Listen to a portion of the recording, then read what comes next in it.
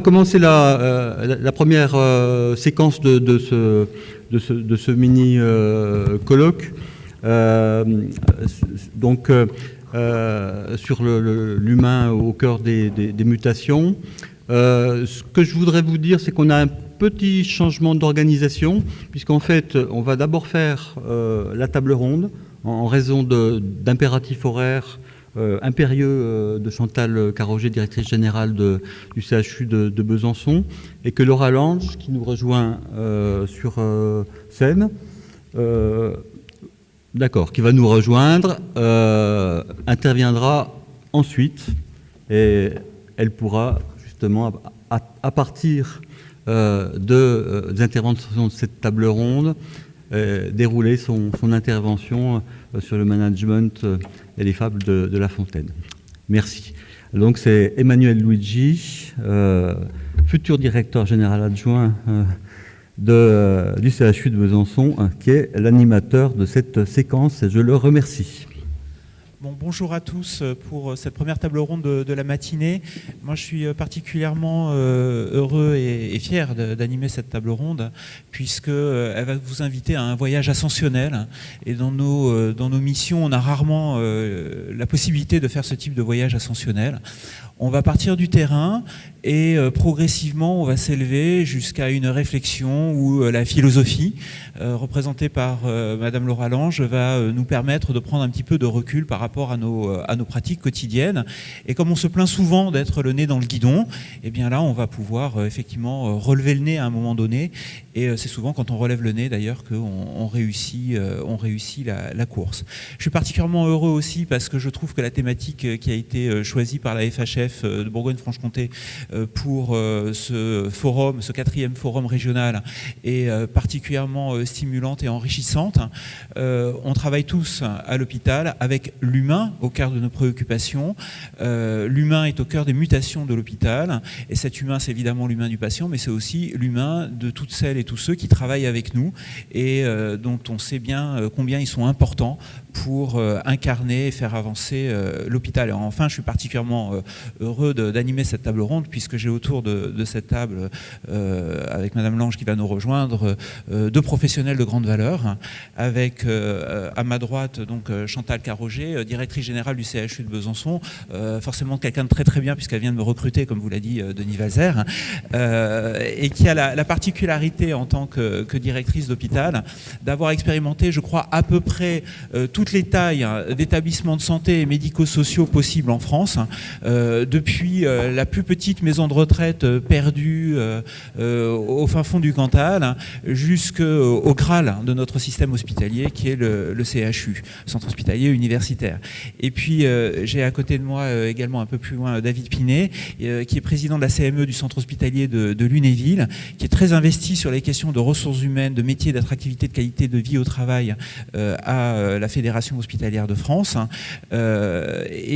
Cet investissement et cette implication qu'on remarque chez beaucoup de pharmaciens hospitaliers me laisse parfois penser que peut-être que le pharmacien est l'avenir du médecin. Je ne sais pas, c'est peut-être une question sur les ressources humaines qu'on pourra se poser, mais qui en tout cas les pharmaciens souvent jettent un pont entre la communauté médicale stricto sensu et les équipes de gestion, les équipes administratives et s'investissent particulièrement dans le management.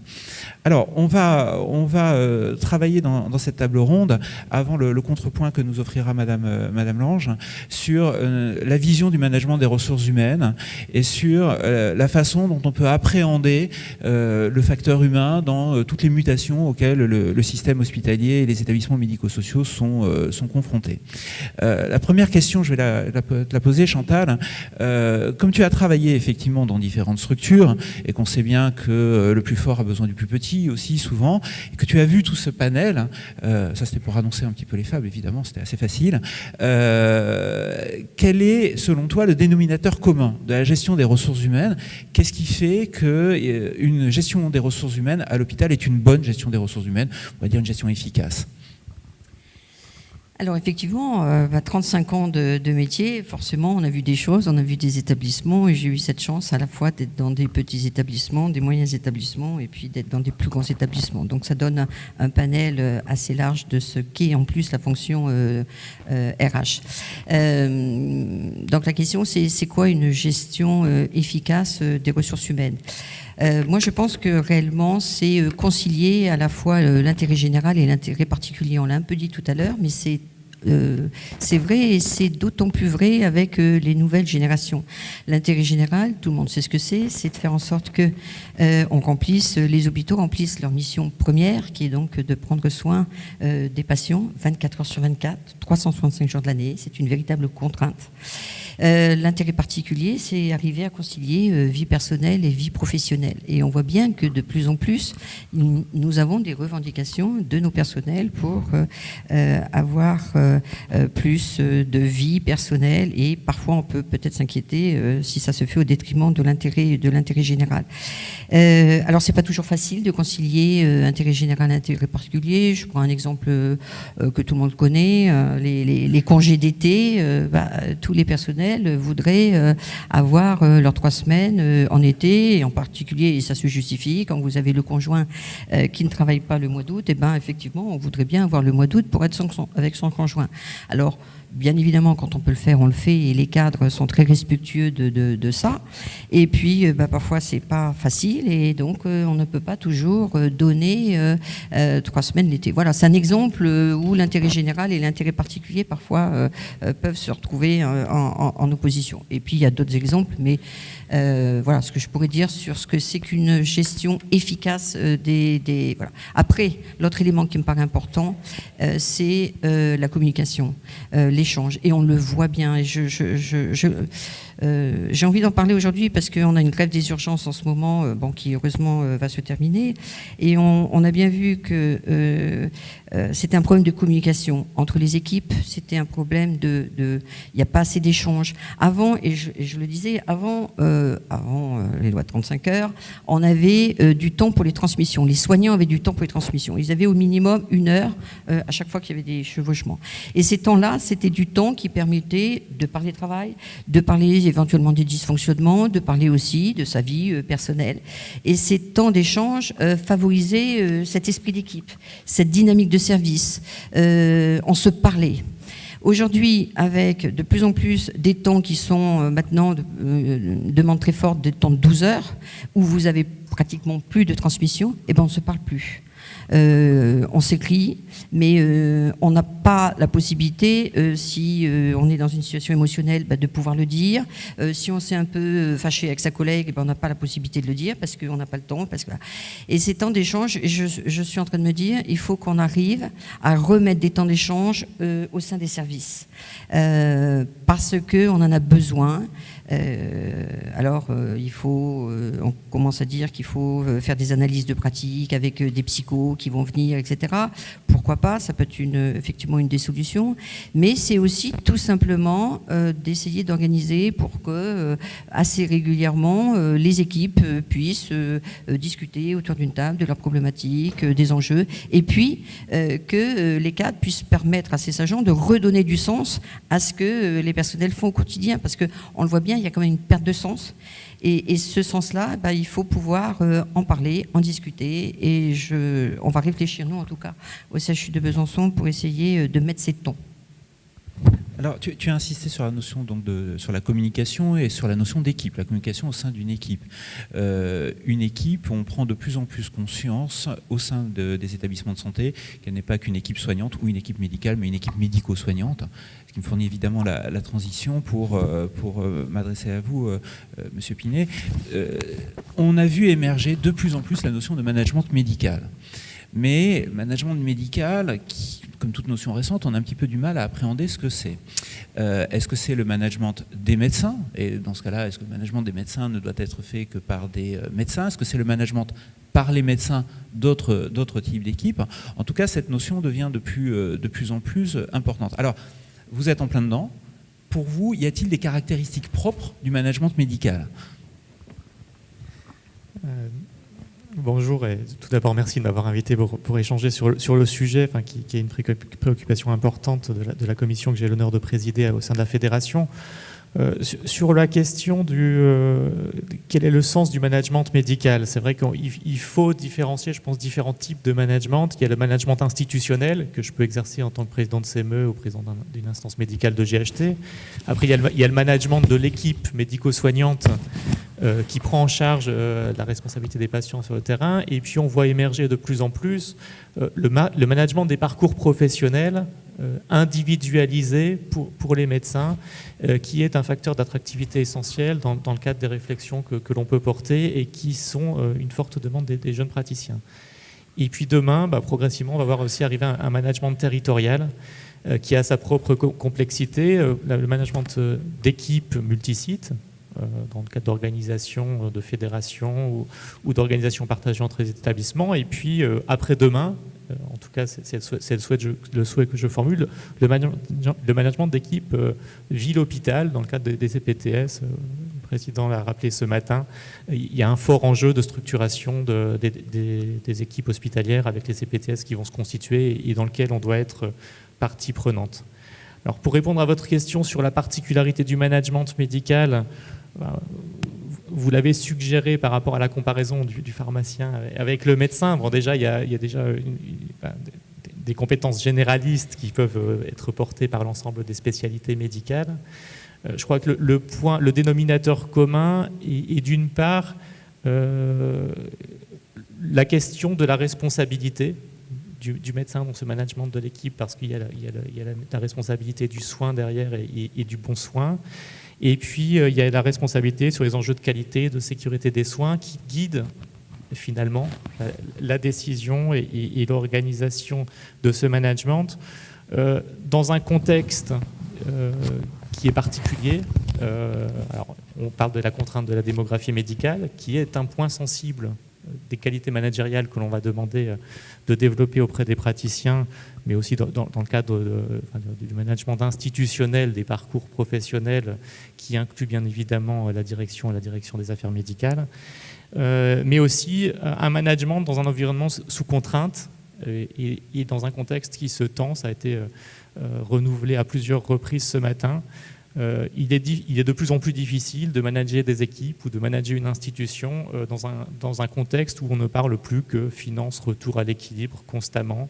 Et je crois que c'est quelque chose qui heurte les équipes parce que derrière, le manque de moyens et le manque de perspectives de projet est un réel frein à une dynamique propre d'équipe qui est pourtant elle-même pourvoyeuse de qualité des soins.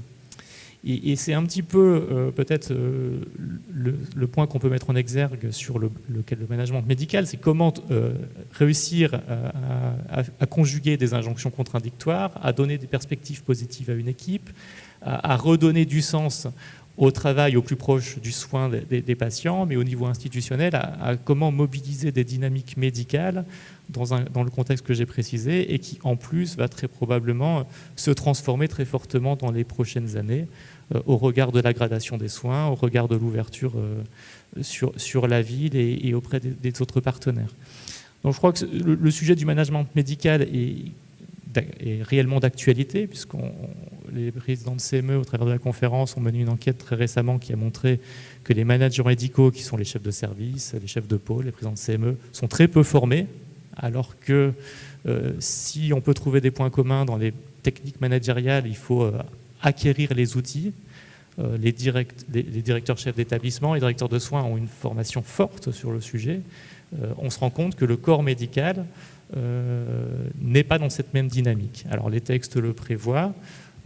Certains, probablement responsables médicaux, pensent savoir faire parce qu'ils sont en responsabilité, mais c'est une erreur. Et nos institutions ne sont pas organisées pour promouvoir systématiquement ce type de formation qui s'acquiert aussi au moyen d'un compagnonnage et avec l'expérience de terrain. Donc c'est un réel sujet que nos établissements doivent porter.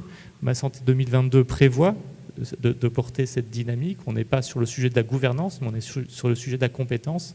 Et je crois que si on veut que la gouvernance marche bien, il faut que les médecins acquièrent les mêmes outils et le même niveau de connaissance que le top management des établissements pour pouvoir parler, échanger sur le même sujet et puis porter des projets d'innovation organisationnelle qui font parfois bouger les lignes, mais qui sont essentiels si on veut tenir, si je reprends les propos du directeur général de l'ARS ce matin.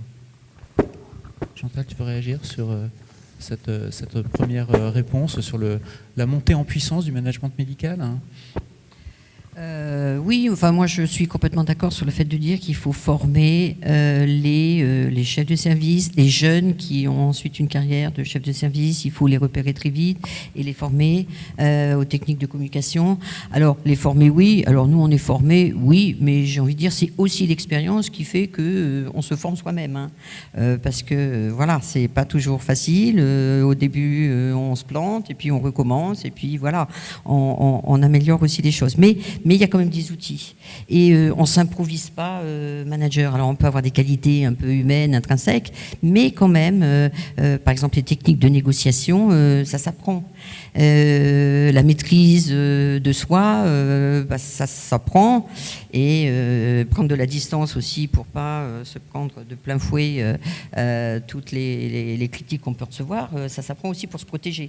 Donc je pense qu'effectivement, on va de plus en plus vers ça parce que les pôles ont fait qu'aujourd'hui on donne des responsabilités fortes donc à nos chefs de pôle, à des équipes médicales et que pour ça on voit bien que il faut de la communication.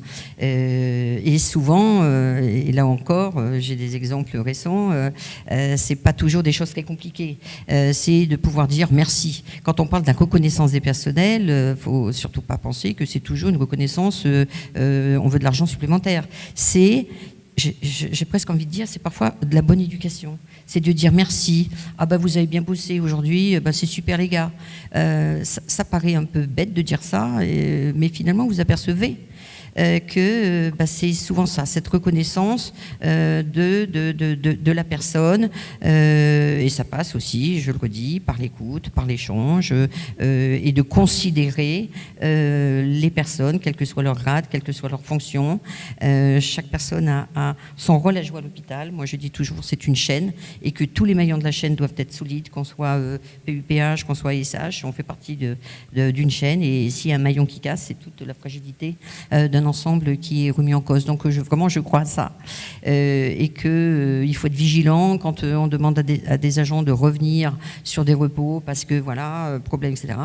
Eh bien il faudrait aussi penser un peu plus systématiquement à dire le lendemain ou le surlendemain, écoutez vraiment merci, vous nous avez bien dépanné. Et puis quand l'agent ensuite a besoin d'un jour parce que voilà, faut savoir lui rendre, la reconnaissance c'est donner et recevoir et donner et donc pouvoir dire attends tu m'as dépanné donc je vais te dépanner cette fois-ci. C'est du bon sens ce que je dis, hein. C'est pas forcément peut-être du management, mais c'est du bon sens, mais on a besoin de ça pour faire en sorte que les équilibres soient trouvés dans un monde qui est en mutation. Alors moi je sais pas, moi j'ai pas l'impression de toujours parler de gestion, de finances, de fric. Moi j'ai pas trop l'impression que mes directeurs aussi parlent que de ça. On parle qualité des soins, on a des contrats de pôle où on a un volet qualité, où on discute pertinence, où on discute avenir. Voilà. Attention à pas caricaturer, ça c'est ma vision, le gestionnaire qui ne pense qu'au fric, qu'à la rentabilité, qui n'a rien à foutre de l'humain. C'est pas vrai au quotidien.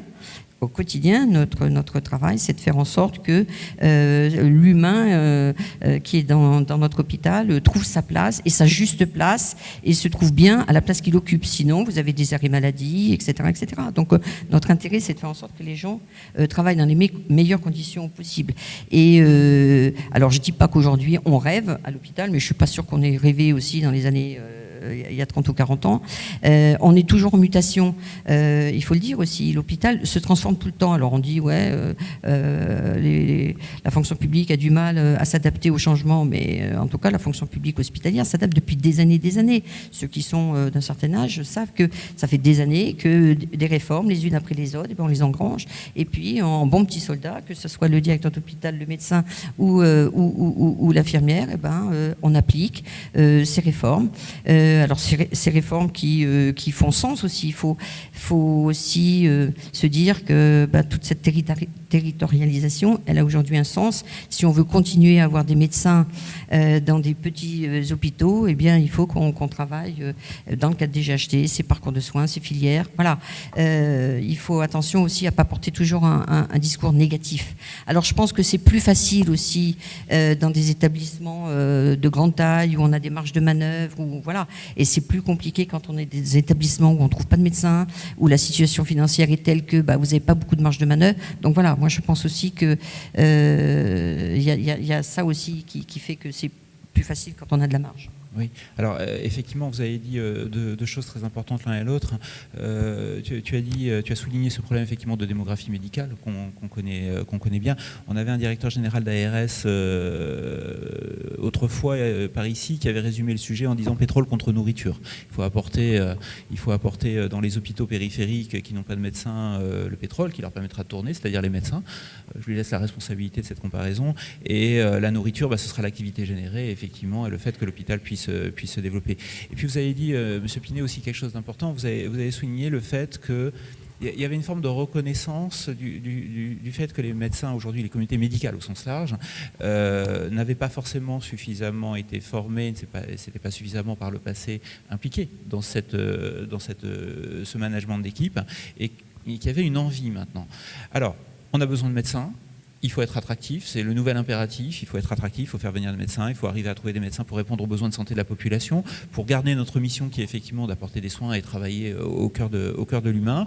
Et en même temps, on écrase ces pauvres médecins qu'on cherche à recruter avec de nouvelles responsabilités managériales, de gestion d'équipe, ce qui ramène parfois, c'est vrai, de façon un petit peu réductrice, parce que des fois la journée est longue et qu'ils en ont assez, à de la contrainte économique, qui prend le pas sur beaucoup de choses. Comment on fait quand on est président de CME? Quel est votre point de vue? Comment on fait pour concilier cette attractivité et le fait qu'on demande aux médecins d'être de plus en plus des managers? Alors, je séparerai dans ma réponse deux sujets, l'attractivité de la fonction de manager ou de responsable et l'attractivité médicale au sens large de l'hôpital public. Actuellement, il y a un certain nombre d'établissements qui peinent à trouver des chefs de service ou des chefs de pôle, voire des présidents de CME. Il y a quelques situations en France où aucun candidat ne s'est présenté. La situation est multifactorielle, mais je crois que chacun ressent bien le fait que ces fonctions prennent de plus en plus de place et d'importance au regard aussi des exigences, qualité, de certification, d'implication pour le bien-être des équipes, en termes de temps à allouer, et que les moyens ne sont pas toujours mis à disposition du responsable pour des raisons X ou Y, soit parce que l'établissement n'a pas les capacités de les fournir, soit parce que le contexte fait qu'il n'est pas possible de les mobiliser, par manque de médecins. C'est-à-dire que le responsable qui va s'investir, s'il n'est pas remplacé par un praticien parce qu'il est impossible d'en recruter, ça va être de plus en plus compliqué. Donc je crois que derrière cette formation, il faut que les établissements puissent au niveau institutionnel travailler sur leur propre organisation managériale. En tout cas, c'est une des propositions que l'on va travailler au sein de la fédération pour essayer de proposer un modèle de charte de gouvernance et management que les établissements puissent ensuite s'approprier pour identifier clairement dans leur organisation quels sont les moyens et les organisations qu'ils souhaitent déployer pour que l'ensemble du système fonctionne bien. Je crois qu'on a tous un certain nombre d'exemples où quand un leader médical formé, on en a encore échangé hier sur un exemple au CHU de Besançon, s'implique dans des organisations innovantes, chacun s'y retrouve, y compris les équipes médico-soignantes, parce que derrière, c'est des nouvelles modalités d'organisation, c'est une nouvelle qualité des soins et une éventuelle efficience de l'organisation générale au service de l'institution. Donc là, je crois qu'il y a un réel levier de transformation en s'appuyant sur les communautés médicales et les responsables qui acceptent de s'investir. Sur le volet attractivité médicale au sens large, pour les établissements, on a clairement identifié au sein de la fédération les leviers que l'on peut mobiliser sur le sujet. Il y a eu de nombreuses enquêtes qui ont été menées ces dernières années, alors, par le Centre national de gestion, par les syndicats d'internes de spécialité. La Fédération hospitalière de France a elle-même mené une enquête l'an dernier auprès de l'ensemble des médecins qui a récolté, entre guillemets, un peu plus de 5000 réponses, 4000 de praticiens et 1200 d'étudiants.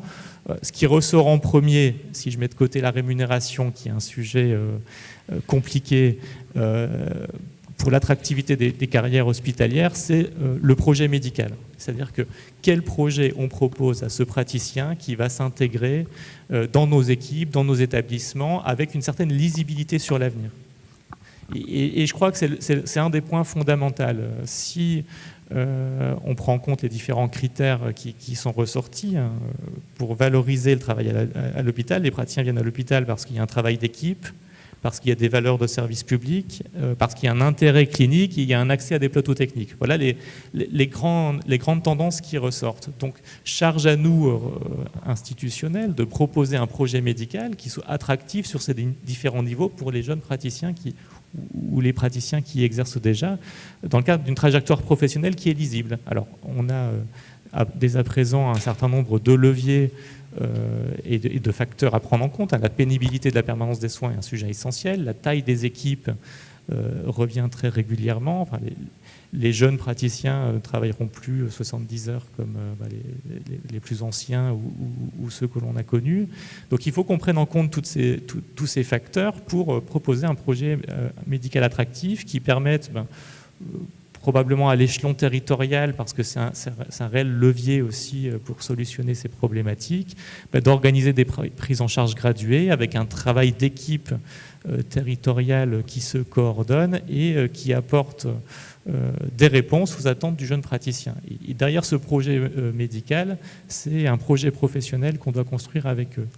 Alors ce projet professionnel est complexe puisqu'il doit répondre d'une part aux attentes de l'institution, mais aussi aux appétences du candidat praticien qui s'implique dedans. Mais je crois qu'il y a un certain nombre de leviers qu'on peut mobiliser. Alors il y a des leviers statutaires avec des niveaux de rémunération, avec une reconnaissance du travail donné. Il y a des leviers managériaux qu'on doit associer, bien évidemment, parce que travailler avec des équipes constituées à majorité de temps partagé, c'est pas simple. Et il faut organiser des temps de rencontre, il faut que chacun se sente impliqué dans la vie de son établissement, voire de l'autre établissement dans lequel il participe. Mais c'est un sujet d'importance. Et le troisième levier, c'est ce qu'on appelle le projet social médical, qui émerge aussi dans nos établissements. C'est une réflexion ciblée sur la communauté médicale pour savoir comment améliorer leurs conditions de travail, les conditions d'accueil, les conditions d'exercice, qui sont parfois des choses très simples. Accueillir, rencontrer le praticien quand il arrive, lui remettre son badge, ses codes informatiques, quelques grandes lignes, et puis organiser une rencontre avec la communauté médicale. C'est la première image qu'il va avoir de son entrée dans l'établissement et ça compte pour la fidélisation. Derrière, on peut aussi citer toute la prévention des risques psychosociaux, qui est un sujet en soi. Les établissements commencent aussi à s'organiser dans des sous-commissions de la CME, de vie hospitalière, pour essayer d'identifier éventuellement des personnes qui peuvent être en capacité de mener une médiation ou une conciliation locale. C'est aussi des points importants qui permettent de fidéliser sur la durée les praticiens. Alors j'ai mis de côté la rémunération parce qu'on a aussi identifié cette difficulté pour l'hôpital public en termes d'attractivité, mais ce n'est pas ce qui ressort en premier dans les enquêtes. Même si il ne faut pas être naïf dans les spécialités en tension et en forte concurrence avec des rémunérations privées type anesthésie, imagerie médicale, on manque de levier actuellement sur ce sujet. Donc, la commission que je préside, missionnée par la déléguée générale et le conseil d'administration, va travailler sur le sujet, en tout cas pour essayer d'objectiver les différentiels et de proposer des évolutions éventuelles statutaires ou autres dans le cadre des concertations qui vont être lancées sur Ma Santé 2022. Oui, ce sujet des rémunérations a largement été évoqué lors de l'atelier d'hier qui était animé par Ghislain Durand et Delphine Bellec sur effectivement l'atelier ressources humaines médicales. Et effectivement, on a bien dit que c'était le dernier des leviers. c'est ce qui vient en dernier dans les préoccupations. Lors des entretiens, c'est parfois ce qui arrive en premier. Et c'est en tout cas un sujet dont il faut s'occuper. Alors si on commence à prendre un petit peu de recul, j'ai une dernière question que je voudrais vous poser à tous les trois pour une première réponse rapide, et puis qui nous amènera à passer la parole ensuite à Madame Lange. L'enjeu aujourd'hui, c'est le territoire. Vous avez commencé à l'évoquer, vous avez dit qu'il y avait une forme d'évolution qui allait vers des équipes avec des temps partagés, avec des assistants, etc. Avec le territoire, on change de dimension. On avait déjà du mal à maîtriser le temps, maintenant il faut qu'on maîtrise l'espace. On nous demande et on souhaite rester des managers humains. Est-ce qu'on peut être un manager humain quand on est un manager territorial? Donc souvent, on présente ça comme un manager distant. Qu'est-ce que tu en penses, Chantal? Manager distant peut-il être un manager humain? Alors moi, j'ai tendance à dire que quand même, plus on est proche des personnels, mieux on entretient des relations. Management de proximité. Voilà. Donc c'est pour ça que moi, je suis contre les fusions. C'est pour ça que moi, je suis contre les grands regroupements tels que... Je ne sais pas si l'ARS est encore dans la salle. Je ne sais pas s'il y a des représentants, mais Monsieur Priby le sait. Moi, je suis contre ça parce que plus on s'éloigne, plus c'est difficile. Alors bien sûr, vous allez me dire, vous avez un encadrement, vous avez des gens aussi de terrain, mais c'est pas la même chose quand l'équipe de direction se déplace, va dans les équipes. Ça paraît bête, mais quand je vais dans les services, ça paraît un peu présomptueux ce que je dis, mais que quand je vais dans les services, les agents disent la directrice générale elle est venue. Bon, ça vous règle pas tous les problèmes, mais ça vous règle un certain nombre de problèmes parce que d'abord vous les écoutez et c'est une forme c'est de la reconnaissance de les écouter. Alors le problème c'est que on peut pas, on a tous envie d'être plus sur le terrain, mais on n'y arrive pas parce qu'on n'a pas cette possibilité de le faire. Et donc plus on a des établissements, beaucoup d'établissements, je ne parle pas non plus des trajets, quand on commence à nous dire qu'il faut faire des directions communes avec des hôpitaux qui ont plus d'1 heure de distance, moi je ne sais pas comment les collègues vont faire, mais c'est compliqué, donc il faut faire attention à ce mouvement un peu à la mode, qui consiste à dire on gérera mieux parce que l'ensemble sera plus important. On gérera mieux peut-être et encore, mais si c'est pour perdre en qualité relations humaines, à mon avis on y perdra plus parce que là, il y aura une totale perte de sens. Donc il faut, à mon avis, faire attention à ça. Alors, on continue dans notre couple préféré, qui est couple directeur général, président de CME. Votre point de vue sur la question, un manager distant peut-il être un manager humain? Je vais rejoindre la vision qui vient d'être présentée. Si on prend l'angle médical et qu'on regarde un petit peu en arrière, on a vu l'avènement des pôles qui ont un petit peu mis en retrait ou en recul ou en distance le service de soins, et c'est quelque chose qui a été très mal vécu de la part des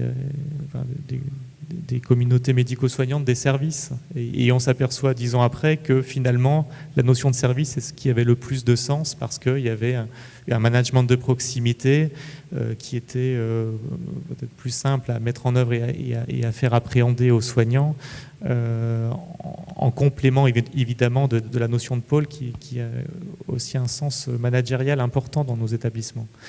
Et ce management à distance, on va le développer de plus en plus avec les équipes territoriales, on en parlait tout à l'heure. C'est des nouvelles modalités de pratique managériale.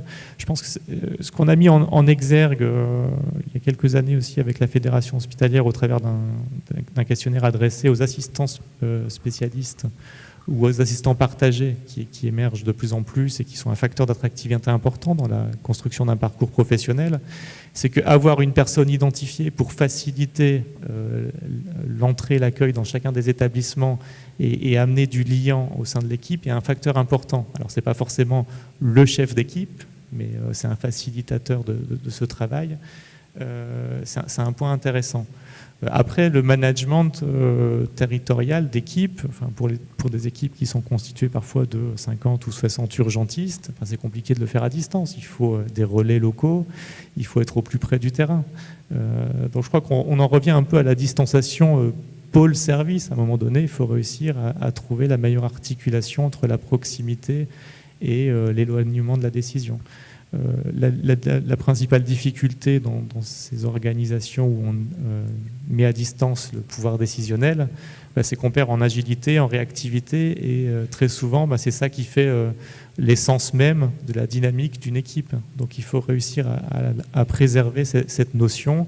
On peut travailler sur des délégations, on peut travailler, il y a beaucoup d'outils, mais je crois que c'est la vision managériale globale qui doit être repensée. Après, l'organisation territoriale a vraiment du sens, parce qu'on va pouvoir développer des postes partagés, c'est déjà le cas, et c'est intéressant parce que ça permet aussi à des professionnels de quitter leur hôpital pour aller sur d'autres sites, sur d'autres activités, donc ça c'est intéressant. C'est aussi, et je pense que c'est aussi intéressant dans le cadre du territoire, ça a été un peu dit ce matin, c'est faire des liens plus importants entre la médecine de ville, la médecine hospitalière, et je crois vraiment qu'il faut aller vers sur des temps partiels avec une accroche hôpital, mais aussi une activité de spécialistes. Aujourd'hui, on manque de spécialistes, y compris sur Besançon. Donc, on n'a aucun intérêt à ce que tout vienne à l'hôpital.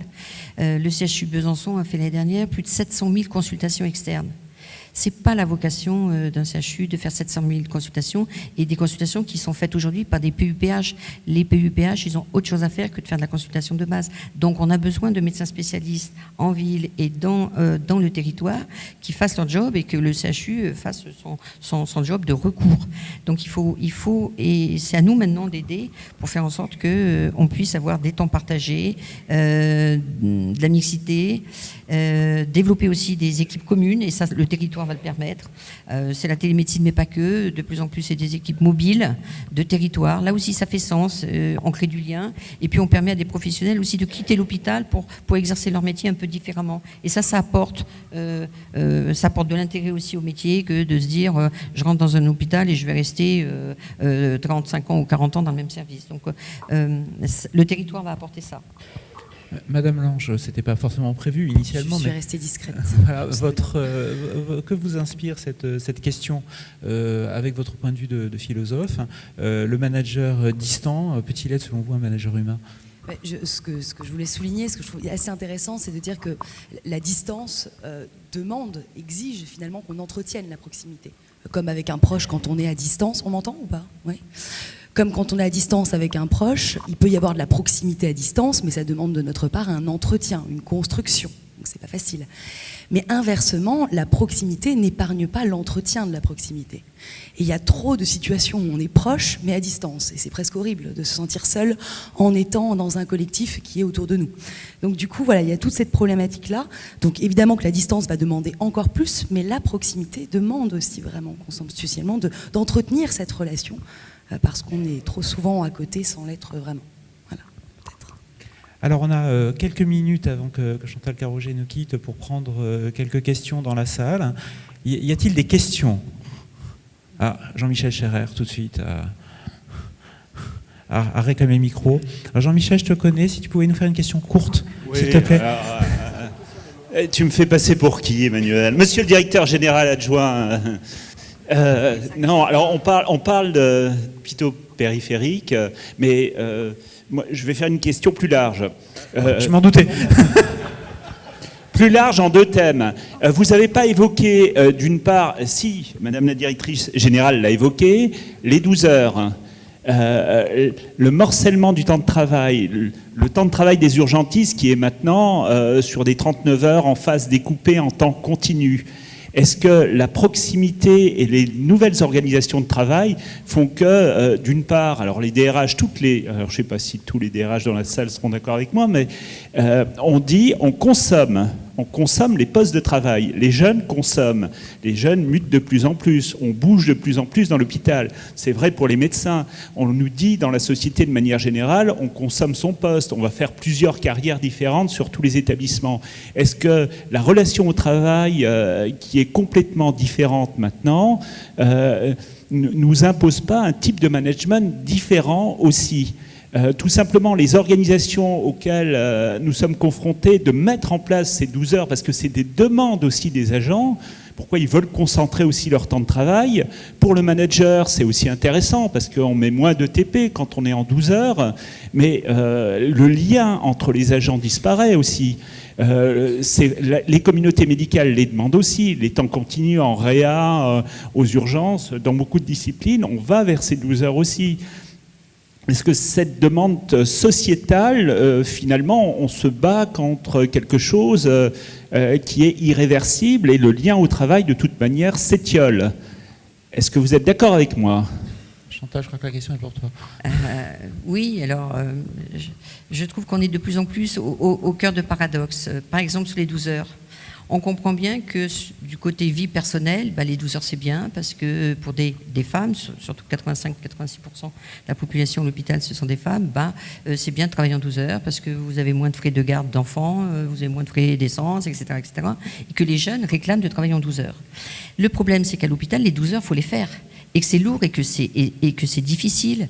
Et puis après que quand vous vieillissez, les générations vieillissantes disent à 12 heures. Voilà. Le problème, c'est que vous ne pouvez pas avoir dans une organisation de service à la fois des 12 heures et des 7h36. Donc c'est ou tout le monde ou personne. Exemple, là encore, les assistants de régulation médicaux, vous savez, ceux qui répondent, centre 15, voilà. Ils vous disent, non, mais attendez, les conditions de travail, c'est effroyable, on n'en peut plus, c'est trop dur. Bon. On peut l'entendre, que ce soit très dur, parce que de plus en plus aussi, il y a de l'agressivité au téléphone. Ils vous racontent des choses en vous disant, mais quand même, ils se font en permanence agresser. Et moi, j'étais la première à dire, mais 12 heures, c'est trop lourd. C'est trop lourd, il faut arriver à remettre des heures de 7h36 et ça va coûter plus cher à l'établissement, mais au moins vous gagnez en qualité de vie au travail. Mais quand je leur ai dit on va revenir à 7h36, c'est limite si je ne me suis pas fait lyncher. Parce qu'en fait, ils veulent garder les 12 heures pour avoir les avantages des 12 heures et en même temps les 12 heures quand ils les font, ils trouvent que c'est dur. Et donc quand ils discutent, ils disent ah ouais mais les conditions de travail c'est vachement dur. Bah oui c'est vachement dur, mais en même temps on oublie un peu trop de dire, et on ne le dit pas parce que c'est pas bien de le dire, mais n'empêche que quand vous travaillez 12 heures, vous travaillez à peu près 13 jours dans le mois et vous avez donc plus de 15 jours de repos. Mais ça, les agents, ou en tout cas la presse, les médias, ils oublient de dire que quand même, en compensation, il y a du temps de libre. On dit toujours, ouais, les conditions de travail, etc., mais enfin, on oublie de dire que il y a quand même des avantages aussi à travailler en 12 heures. Donc c'est compliqué et nous, on doit gérer ça.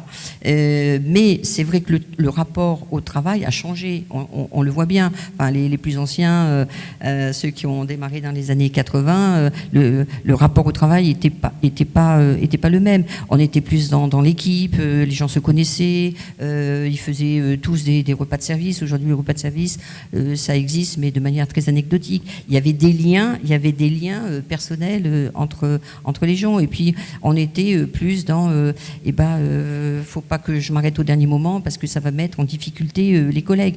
Or, maintenant, vous voyez, les DRH peuvent le dire, vous avez les agents qui vous téléphonent 2 heures avant pour dire je ne vais pas travailler. Et donc là, vous faites comment quand vous avez besoin d'avoir quelqu'un dans les 2 heures?